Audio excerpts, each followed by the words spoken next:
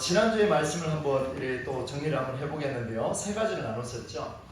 느헤미야가 성벽을 재건하려고 하고 있는데 외부적인 압력이 들어와서 방해꾼들에게 산발락과 도비아와 게셈과 아라비아 사람들과 이 도시 사람들을 통해서 많이 힘들었지 않습니까? 근데 다 이겨냈어요. 그런데 지난주에 보니까 내부적으로 또 힘든 일이 발생을 했죠. 이런 일들 속에서 우리가 중요하게 다루었던 게 뭐냐면 첫 번째가 꿈을 가진 자들은 외부에서 다가오는 압력도 조심해야 되지만 내적인 이 갈등들과 고민들과 기도 제목들을 굉장히 소중하게 생각하고 철저하게 내부를 준비해야 된다, 이런 말씀을 또 드렸습니다. 그리고 두 번째가 문제가 발생했을 때, 내부적인 문제가 발생했을 때 그 문제의 원인과 해결의 기준이 어디 있을까? 우리는 판단을 잘해야 되거든요. 그런데 그 판단의 기준이 보면 우리가 살아왔던 경험과 우리가 배워왔던 어떤 전통에 의해서 판단할 때가 되게 많습니다. 그런데 지난주 두 번째 내용이 뭐였습니까? 한번 따라서 할까요? 하나님을 두려워하는 자. 하나님을 두려워하는 자. 기준은 여기 있었습니다. 말하는 나도 그렇고 듣는 사람도 그렇고 문제가 발생했을 때 딱 보고 저 행동이, 저 말이, 저의 삶이 하나님을 두려워하는 삶에서 나온 일인가? 이걸 가지고 판단하라, 그런 말씀을 드렸습니다. 우리의 일터에서도 사업장에서도 꿈에서도 마찬가지입니다. 그 다음 세 번째가 뭐냐면 내부적인 문제가 일어났을 때 그 문제를 그 문제를 봉합하려고 생각하는 결단의 내용이 있다면 두 글자로 한 마음이 되라 그랬습니다. 두 글자 뭔지 아십니까? 기억나십니까? 감사합니다. 기억 안 나셔서 한번 따라서 합시다. 아멘. 아멘. 다른 거 없었습니다. 아멘 하고 함께 합력해서 움직여 나가는 것이 하나님께서 우리의 내부적인 문제를 해결해 주실 거다, 이런 말씀을 드렸어요. 그리고 여러분이 보니까 오늘 본문에 들어오니까 외부적인 방해꾼도 이겨냈어요. 그 내부적인 문제도 느헤미야가 극복해냈습니다. 그런데 마지막으로 해결이 안 되는 게 하나가 딱 있었습니다. 그게 뭔지 아십니까? 보세요, 여러분. 저를 보십시오. 외부적인 것도 해결했어요. 바깥에 거. 그 안에 들어와서도 문제를 해결했어요. 이제 남은 거예요. 그렇죠. 나입니다. 나. 느헤미야가요, 나의 문제를 오늘 해결하고 있습니다. 여러분 잘 보셔야 됩니다. 예루살렘 성벽을 재건하는 일에 있어서 이제 자기 자신에 대해서 어떻게 대하고 있는가를 한번 볼 텐데요. 오늘도 집중해서 한번 들어보십시오. 14절 말씀을 보시면 유다 땅 총독으로 세움을 받은 때에 느헤미야가 이제 유다 땅에 페르시아의 정책에 의해서 그곳에서 총독으로 일을 하게 됩니다. 여러분 총독으로 일을 하면 월급을 받아야 됩니까? 안 받아야 됩니까? 받아야 먹고 살죠. 당연히 합법적으로 받을 수가 있었습니다. 그래서 12년 동안 여기에서 살아가게 되는데 14절 보니까 아닥사스다 왕 몇 년부터요? 자, 정신 바짝 차려야 됩니다. 제 20년부터 몇 년까지? 제 32년까지. 그럼 몇 년 동안입니까? 12년 동안 그곳에서 유다 땅에서 총독의 역할을 하는데 성경에 보니까 12년 동안은 그 뒤에 읽어봅시다. 시작. 나와 내 형제들이 무엇을 먹지 않았다고요? 총독으로서의 받을 수 있는 합법적인 권한을 다 내려놓았다, 이런 표현을 담고 있습니다. 이게 무슨 말일까요? 여러분 한번 보십시오.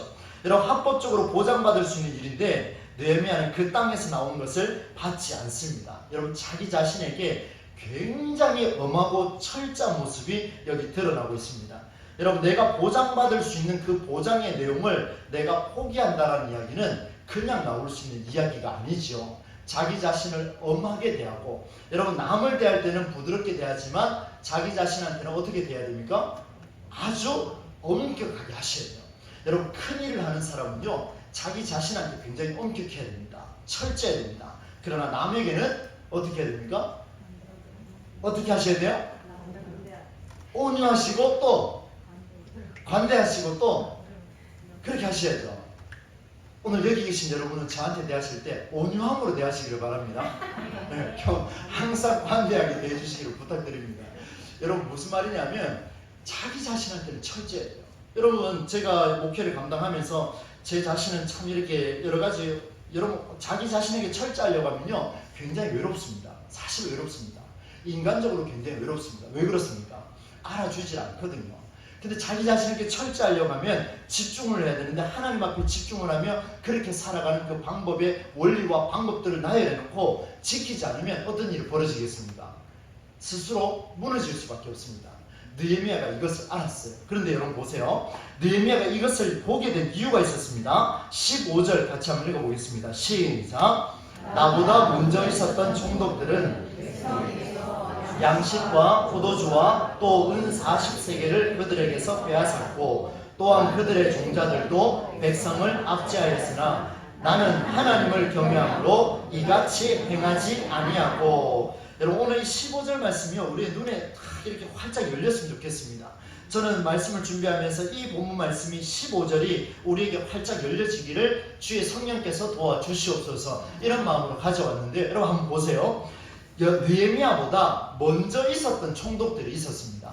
그 총독들은 달랐다 그래요. 뭐가 달랐냐면요 그들은요 느헤미야가 아닙니다. 느헤미야보다 먼저 있었던 유다 땅의 총독들은요 그 유다 땅의 백성들에게 세금을 물렸는데 아주 많은 세금을 물렸습니다. 양식과 포도주와 그 밖에 또 무엇을 받았냐면 뭐라고 되어 있습니까? 은 40세겔을 그들에게서 빼앗았다 이렇게 표현하고 있습니다. 여러분 보세요. 힘겨운 세금도 징수를 했죠. 양식도 공급받았죠. 포도주도 공급받았죠. 그런데 그 밖에도 하루에 은 40세겔씩 그 백성들에게서 공급을 받았습니다. 여러분 이 40세겔이 얼마나 많은 돈인가 한번 보니까 들어보세요. 성경의 세겔이라는 이 화폐 단위는 무게 단위로 사용하는데 1세겔당 약 11.4g의 무게를 나타냅니다. 뭐 무게는 모르셔도 돼요. 문제는 뭐냐면 이 11.4g의 무게에 해당하는 1세겔이 노동자의 4일 정도의 품삯에 해당된답니다. 며칠요? 예, 여기 힘 있는 장정들이 나가서요 촤 일해가지고 딱 삐적삐적 흘러가면서 예, 콧물 눈물 다 쏟아가면서 일해가지고 거둬들인 그 수확을 며칠 동안요? 4일 동안 했는 것을 몇 세겔이라고요? 한 세겔이에요. 그럼 여기 40세겔입니다. 얼마예요? 80. 계산 잘 하셔야 됩니다. 저도 몇 번 계산해 봤습니다. 얼마예요? 예, 어떻게 됩니까? 그렇죠. 별로 어려운 거 아닌데 저랑 비슷하시네요. 얼마나 저도 고민했는지. 예, 은 40세겔은요 힘 있는 장정이 며칠 동안 일을 해야 벌어들일 수 있는 겁니까? 160일. 160. 보세요 여러분. 이게 감당이 되는 이야기입니까? 세금도 받았죠. 양식도 받았죠. 포도주도 받았죠. 하루에 은 40세겔씩 백성에서 걷어들였는데 이 뭐 다른 말로 이야기가 뭐라고 이야기입니까? 유다 백성들은 죽으라는 얘기가 똑같은 겁니다. 이것을 본 느헤미야가 기가 막히죠. 그런데 보니까 그 다음에 뭐라고 되어 있냐면 15절 중간에 또한 그 뒤에 읽어봅시다. 시작. 그들의 백성을 보세요 여러분. 총독들만 그렇게 한 게 아니고요. 그 총독의 슬하에 있는 지도자들도 나가서 똑같이 또 원천 징수를 하기 시작했다는 거예요. 그러니까 유다 땅의 백성들은요 다 굶어 죽는 거와 똑같습니다. 지금 완전 폐허가 되어버렸죠. 그런데 이것을 봤습니다. 누가요? 누가 봤습니까? 느헤미야가 봤습니다. 그 아래에 있는 자들도 백성을 착취하고는 이런 악순환을 내버려 두지 않았습니다. 여러분 잘 들으셔야 돼요. 여러분 잘 들으셔야 돼요. 옳은 일인지 그른 일인지 내부에 있는 자들은요 이것이 옳은지 그른지 생각을 할 수 있을까요? 없을까요? 있다 해도 어떻게 되겠습니까? 그냥 그렇게 살아가는 겁니다. 여러분 잘 보세요. 그 안에서 옳은 일인지 그른 일인지 내부에 있는 자들은 그걸 잘 모릅니다. 총독들도 그렇고요. 그들 아래에 있는 슬하에 있는 종자들도, 이 표현이 그렇네요. 종자들도, 그리고 그들과 함께한 자들도 모두 몰랐습니다. 왜요? 익숙했기 때문에 그렇습니다. 한번 따라서 할까요? 익숙했기 때문에 몰랐다. 이 말이요 여러분 의미심장합니다. 무슨 말인지 아시겠습니까? 우리 교회는 60년의 역사라는 세월을 살아왔습니다. 그리고 여러 목사님들이 거쳐갔지만 여러분의 전통과 여러분 여기 계신 분들도요 상당수가 우리 교회에 오래 신앙생활 하셨던 분이에요. 여러분 정신을 바짝 차리셔야 돼요. 왜요? 이 안에서 일어나는 일들은요 밖에서 들어온 사람이 보는 순간 기가 막힌 일들이 다 눈에 들어오기 시작합니다. 느헤미야 한번 보세요. 유다 땅 안에서 태어났습니까? 아니잖아요. 아니죠. 페르시아에서 태어나서 고국으로 들어와서 고국을 사랑하는 마음으로 들여다봤는데 어떤 일이 벌어졌습니까? 지금 과거에 있던 총독들이요, 그들을 횡포를 부렸는데 유다 백성들이 이게 옳은지 그른지도 생각조차 못하고 있다는 거예요. 그냥 억울한 일만 생각하고 있는 거예요. 어떻게 해요? 그냥 그렇게 살아가는 겁니다. 익숙하게 살아가는 거예요. 여러분, 외부에서 들어온 느헤미야가 정확하게 알았습니다. 여러분, 지금부터 잘 들으셔야 돼요. 왜냐하면 외부에서 들어와서 보인다라는 게 아니라는 걸 보여드리겠습니다. 잘 보셔야 돼요. 여러분, 느헤미야는 달랐습니다. 이런 착취의 현장과 반복된 악순환을 지나치지 않는데요, 아무도 잘못된 것처럼 생각하지 않고 익숙한들 그렇게 살아온 악순환을 지나치지 않았는데, 느헤미야가 여기서 중요한 것을 말해줍니다. 무엇을 말해주냐면 그것이 바로 15절 끝부분에 있는데요, 여러분 15절 다시 한번 읽어보도록 하겠습니다. 같이 읽습니다. 시작. 나보다 먼저 있었던 종독들은 백성에게서 양식과 포도주와 또 은 40세겔을 그들에게서 빼앗았고, 또한 그들의 종자들도 백성을 압제하였으나, 여기까지요. 지금 다 했지 않습니까? 그 뒷말을 보셔야 돼요. 읽습니다. 시작. 나는 하나님을 경외하고 이같이 하지 않았고. 여러분 보세요. 안에 울타리에 있는 사람은요, 오랜 시간이 흘러버리니까 이게 옳은지 그른지, 여러분 저도 그렇게 많이 살았습니다. 보니까요, 근데 외부에서 보니까 이 기가 막힌 일이 벌어졌어요. 그런데 그게 중점이 아니에요. 뭐가 중점이냐면 신앙의 삶은요, 느헤미야의 삶이 있어야 됩니다. 오늘 여기 계신 분들도요, 하나님을 경외하는 분들이 모였습니까? 하나님을 미워하는 분들이 모였습니까? 진짜입니까? 제 옆에 사람에게 편안한 마음으로 물으셔야 돼요. 네 미워하지 않냐 이렇게 물으시면 안 됩니다. 편안하게 물으십시오. 하나님을 경외하십니까? 이렇게 한번 물어보십시오. 그렇게 답변하셔야 되죠. 어떻게 답변하시겠습니까? 아멘. 그렇죠. 할렐루야. 하나님을 경외하는 자입니다. 그런데요, 여러분 잘 보십시오. 오랜 세월이 묻어나 버리니까 유다 땅의 백성들도요, 하나님을 경외하는 자들이었는데 놀랍게도 느헤미야가 하나님을 경외하는 자로 드러났지, 유다 땅의 백성들이 하나님을 경외하는 자로 드러나지가 않습니다. 뭐가 차이 나는지를 잘 보셔야 됩니다. 유다 땅의 백성들은 하나님을 경외했지만 그 속에 살아왔던 세월들, 전통들, 익숙한 것들이 하나님을 경외하는 일보다 더 커버렸습니다. 그러니 문제가 발생한 거예요. 근데 느헤미야는요, 외부에서 들어왔지만 하나님을 경외하는 일이 더 커버렸기 때문에 문제가 되었으니 이 문제를 보고 그냥 지나치지 않는 놀라운 일이 여기에서 드러나고 있습니다. 만일 여러분 느헤미야가 고국에 돌아오지 않았다면 이 땅의 백성들 어떻게 됐겠습니까? 그냥 막연하게 하나님을 섬긴다 이렇게 하고 그렇게 살아갔을지도 모릅니다. 중요한 대목을 우리에게 보여주고 있습니다. 여러분, 하나님을 경외하는 일은요, 시대 정신을 읽어나가는 일이 되어야 됩니다. 제가 이런 용어를 좀 어렵게 많이 쓰는데요, 또 한번 들어보세요. 성경이 오늘날 무엇을 의미하는지를 찾아내는 일이 하나님을 경외하는 일입니다. 막연하게 예배하러 와서 하나님을 경외합니다, 예배합니다, 이런 거 말하는 게 아니에요. 여러분 정확하게 아셔야 됩니다. 성경은요, 항상 메시지가 선포되면 그 말씀이 레마가 되어서 내 말씀이 되고 이 말씀이 내 삶에 살아서 역사해야 그때 진짜 말씀이 역사한다 그러는 거예요. 그렇지 않습니까? 막연하게 받아들이고 아멘하고 돌아서서 나가는데 일상이 똑같으면 그 어떻게 하나님을 경외하는 일이 되겠느냐 이 말입니다. 유다 땅의 백성들 한번 보십시오. 똑같이 하나님을 경외하고 성소에서 예배드리고 그렇게 예배드렸지만 여전히 익숙한 것을 만나고 나니까 공황 상태에 빠져버렸습니다. 그런데 느헤미야가 오는 순간 달라졌습니다. 왜요? 하나님을 경외하는 자가 시대 정신을 읽으려고 몸부림치는 자가 딱 나타나니까 내용이 달라져 버렸습니다.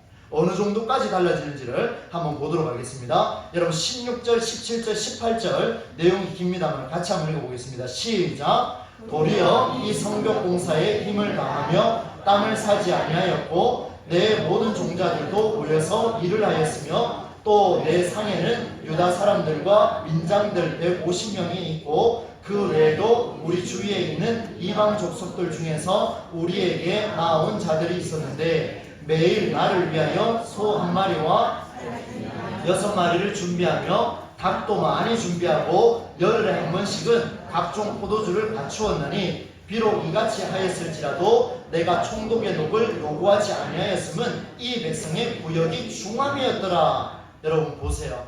여러분 똑같이 하나님을 섬기는 자들이었는데 그들은 익숙한 것에 매료되어서 성벽 공사에 힘을 다하지 않냐고 앞부분에서 우리가 다 봤습니다만 우리가 할 수 있겠습니까? 이렇게 묻기 시작했습니다.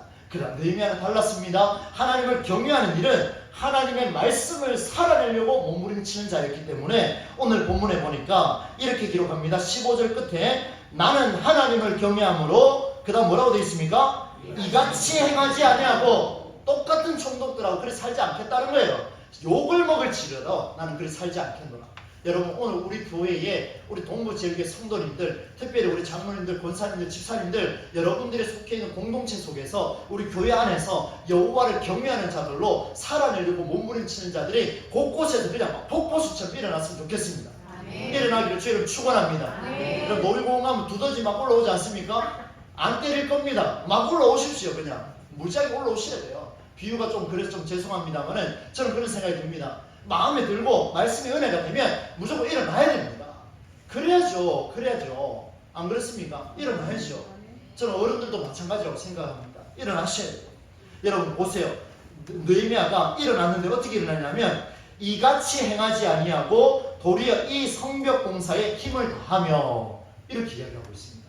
그 다음에 땅을 사지 않고 종자들도 모였어요. 여러분 보세요. 앞에 총독들은 뭐라고 이야기했습니까? 그의 종자들도 나가서 뭐 했습니까? 똑같이 세금 횡포를 했습니다. 근데 느헤미야는 어떻게 했습니까? 그 종자들을 데리고 종자들이라 하니까 좀 표현이 잠깐 거시기한데요. 그 함께하는 사람들을 데리고 뭐 했습니까? 일을 했습니다. 여러분. 이게 다른 거예요. 여러분 저를 위해서 기도할 때 그런 기도 많이 해주셔야 돼요. 여러분 기도해 주셔야 돼요. 제가 교육자들 데리고 나가서 성도들한테 횡포로 부르는 게 아니고 뭐 해야 됩니까? 그래 시원하게 말 답을 못 하십니까? 크게 한번 하시면 제가 뭐 해야 됩니까? 일해야죠. 그럼 그 기도해 주셔야 됩니다. 여러분 목사가 조금만 흔들리면요 딴 생각할 가장 쉬운 직업이 바로 이 직업입니다. 그럼 기도 많이 해주셔야 돼요. 여러분 우리 교육자들이 이렇게 힘을 모아서 움직일 수 있는 그런 교회가 되기를 주님 축원합니다. 여러분 보세요. 17절도 이어서 보시고 18절도 보니까 18절에 보니까 소 한 마리와 살찐 양 6마리 닭도 많이 준비하고 열흘에 한 번씩 각종 포도주로 갖추었나니 많이도 먹었다 그죠? 무지하게 먹었어요. 뭐 얼마나 많이 먹었는지 좋은 건 다 먹고. 그런데 18절 중간에 갖추었나니 그 다음 뭐라고 되어 있습니까? 비록 이같이 하였을지라도 내가 총독의 녹을 요구하지 아니하였음은 그 다음에 보세요. 뭐라고 되어 있습니까? 이 백성의 구역이 충만하다. 오늘 여기 계신 분들이라도 감히 예수님의 이름으로 권면드립니다. 사랑하는 우리 금용기도에 지키시는 여러분들이요 예수님의 이름으로 권면합니다. 우리 교회에 약한 자들이 중하고 어려워하고 신음하고 고통하고 있는데 여러분 가만히 있지 않기를 주의 이름 축원합니다. 여러분이 하셔야 돼요. 제가 할까요? 안 됩니다. 여러분이 하셔야 돼요. 여러분이 하셔야 돼요. 하나님이 감동 주시는 대로 어른들도 하셔야 되고 우리 젊은이들도 하셔야 되고 우리 백성의 구역이 중하고 있는데 서로 헐뜯고 있으면 되겠습니까? 안 되겠습니까? 안 됩니다. 함께 하셔야 돼요. 이게 바로 우리 교회에 주시는 오늘 느헤미야 말씀이다. 그런 생각이 하게 되었습니다. 여러분 문제가 발생하면요 이 부분도 또 잘 들으셔야 되는데요 문제가 발생하면 그 문제에 매이게 되면 비전을 실행할 수가 없습니다. 왜냐하면요 이 문제 해결은 이전에 같은 방법으로 하기 때문에 악순환이 반복됩니다. 여러분 제가 한번 물어보겠습니다. 여러분 우리 교회 문제가 발생했을 때 이런 문제를 해결하려고 힘 쓰셨습니까? 안 쓰셨습니까? 온지 6개월밖에 안 됐는데 지금 뭐 저런 걸 자꾸 묻는 이런 생각하실 수도 있습니다. 여러분 앞으로 우리 교회가 만들어갈 때 이렇게 하셔야 됩니다. 문제가 딱 발생하는 순간 이전에 내가 해왔던 경험으로 하는 순간 악순환은 똑같이 갑니다. 똑같이 가게 되어 있습니다. 이게 성경이에요. 그런데 해결할 수 있는 길이 있는데 이런 반복에서 벗어날 수 있는 길이 있는데 한번 따라서 합시다. 지금 내가 여기에 왜 있는지를 한 번 더 크게 합시다. 지금 내가 여기에 왜 있는지를 끊임없이 생각하라. 지금 내가 여기에 왜 있는지를 끊임없이 생각하라. 이 생각은 어디에서 출발하냐면 하나님을 경외하는 자에게서 출발하게 되어 있습니다. 하나님을 전적으로 하나님을 경외하신다면 주여 나를 여기 세우신 이유가 무엇입니까? 끊임없이 물고 또 물어보고 그러면 주여 내가 무엇을 하오리까? 얼마나 멋있습니까? 오늘 우리 교회가 이런 간증의 고백이 계속해서 일어나기를 부탁드립니다. 마지막 19절을 읽도록 하겠습니다. 함께 읽습니다. 시작. 내 하나님이여 내가 이 백성을 위하여 행한 모든 일을 기억하사 내게 은혜를 주시옵소서. 아멘. 바라건대 오늘 우리 교회를 통하여서 하나님께서 은혜 베풀어 주시는 교회가 되기를 간절히 소망합니다. 마지막 구절인데요. 여러분 제가 이렇게 원고에 적었습니다.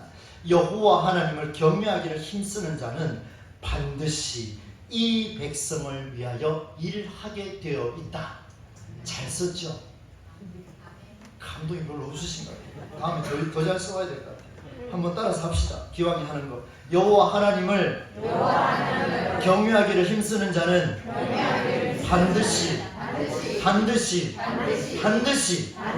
이 백성을 위하여 일하게 되어 있다. 그렇죠. 이것을 우리의 말씀, 우리의 상황을 두고 이야기한다면 여호와 하나님을 경외하기를 힘쓰는 자는 반드시 이 사업장을 위하여, 이 교회를 위하여, 이 부서를 위하여, 이 가정을 위하여 일하게 되어 있다. 할렐루야. 일하게 되어 있습니다. 그게 성경이요. 자동으로 일어나게 되어 있습니다.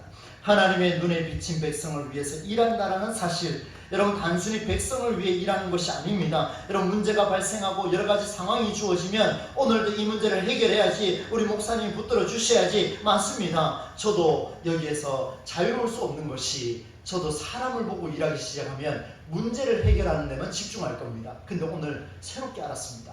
문제 해결이 근원이 아니라 하나님을 경외할 때에 하나님의 눈에 비친 그 백성들을 보게 하실 것이라는 사실을 깨닫게 됐습니다. 놀라운 사실 아니겠습니까? 여러분이 일하실 때도 사업장에서도 꼭 이 사실을 기억하시면서 오늘 말씀을 가지고 그렇게 한번 우리가 도전해보는 우리의 삶이 되기를 주님의 이름으로 간절히 축원합니다.